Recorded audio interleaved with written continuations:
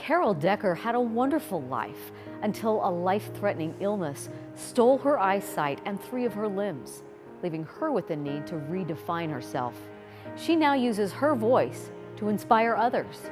I felt like I lived in sort of a bubble, just that I had this perfect little, collection of my life inside of it. And then when that happened to me, it's like it just fell and shattered into 1,000 pieces. While pregnant with her second daughter, Carol developed sepsis and was rushed in for an emergency C-section.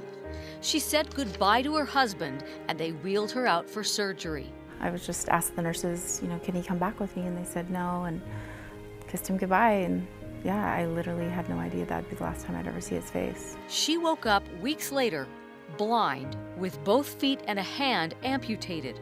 Her husband had been forced to make those calls to save her life. My reality really didn't set in until I went home the first time after spending 3 months in the hospital. And that's kind of when I was like, oh wow, I can't do anything for myself, and how am I going to be a mother and a wife? You talked about at that point, I think it was, that you had to choose. There were 2 roads. Mm-hmm. Talk about those 2 roads and how you made that choice. The first week I was home, I literally just cried like several times a day. And that really made me think about, okay, well, if I'm going to get better, I've got to do this. Fair to say you weren't relying on faith or the Lord to help you at this stage? At that time, I literally had like no faith. I would tell that to people, like, I don't think I have any faith in me. Like, how could something like this happen to me? I was a good person. It took another tragedy for her to resolve to recover, the death of a beloved brother. And I was like, well, my brother's dead, why am I here? Like, I'm all damaged, and like, what am I gonna be useful for? But that was the first time I prayed, and it was like, okay. I knew deep in my heart that God existed, and that if I prayed and asked him to watch over me, that he would. And that's kind of where it started again. And it didn't happen quickly. My purpose at that point was to be a mother to my beautiful daughters, because my whole life I dreamt of being a mother. Like, is my greatest accomplishment and joy in life is being a mother. So this was a rebuilding process in both a physical and a spiritual sense. Exactly. So yeah, I set a goal when Fia turned 5 that I'd go back up to the mountain. On Valentine's Day of 2014, my 2 girls and my husband came up, and we got to ski together as a family. And that was like the best day ever. There will be more best days to come. She's written a new book and gives inspirational messages on the speaking circuit. What do you think we could gain from your experience? I would say the word perspective is having that perspective every day. And my saying is, let go of your fear, because if you can get over the fear of things, you'll be able to do a lot more. The second thing I say is enjoy the moment, that this is an amazing opportunity, and how much my life has just, I turned something bad into something good. That means a lot to me, and having that gratitude every day that life is worth living.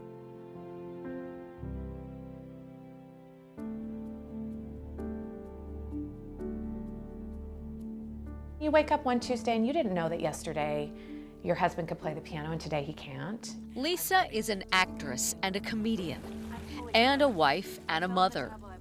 She's also now a caretaker for her husband. This week he just found out, he's like, I can't use my phone. Can he use a walker still? No. He can't do anything on his own now. Just over 2 years ago, they got the diagnosis. Her husband Christopher has ALS, Lou Gehrig's disease. When they told us that he was diagnosed with ALS, there's sort of this saying of like, every day he's the healthiest he's ever gonna be. So you can kind of celebrate that, and you can mourn that too. But as caregiver and mother of 5, she has to stay in the moment. I know that I'll look back on this time in my life as the good old days, like when we were all together under the same roof. I have really just had to focus my time and energy and my mind from wandering to all of the super dark places and just to get things done and to make the best of what's in front of me right now, and to really make a conscious effort to live in the now and live in the present. How do you equip your kids to deal with what's coming? I think the best we can do as parents is to teach our kids that no matter what happens, no matter what future they encounter, that they don't have a lot of control over everything, but they do have control over some things. They have control over how they react to it and their choices. The Clarks have found comfort in humor, gratitude, and their faith.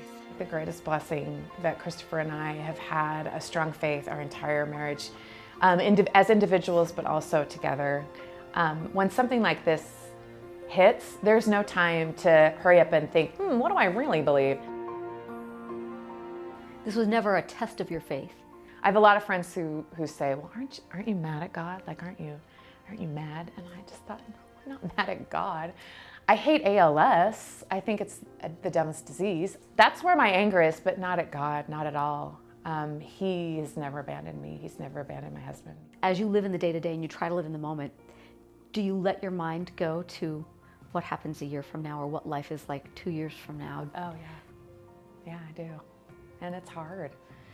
That's hard, is coming from a place where Christopher and I always made plans. I could sit here and tell you for an hour all the plans that we had, and I have had such a hard time and continue to have a hard time letting go of that. Knowing that he's not going to be here very long has made me I just think, game over. Like, there's no more fun then. There's no more fun in the future.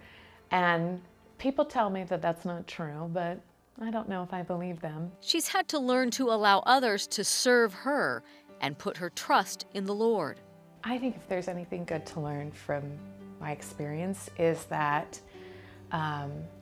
you can count on the Lord, that He will never leave you. There's so many good things in this world that if we seek the good, the bad still comes, but we can kind of push that aside. And I'm learning what it means to really mourn and to grieve something, and it's different than what I thought it was. That has its place, but joy does as well. And I'm looking for it. Side by side. I know. Yeah, that's tough.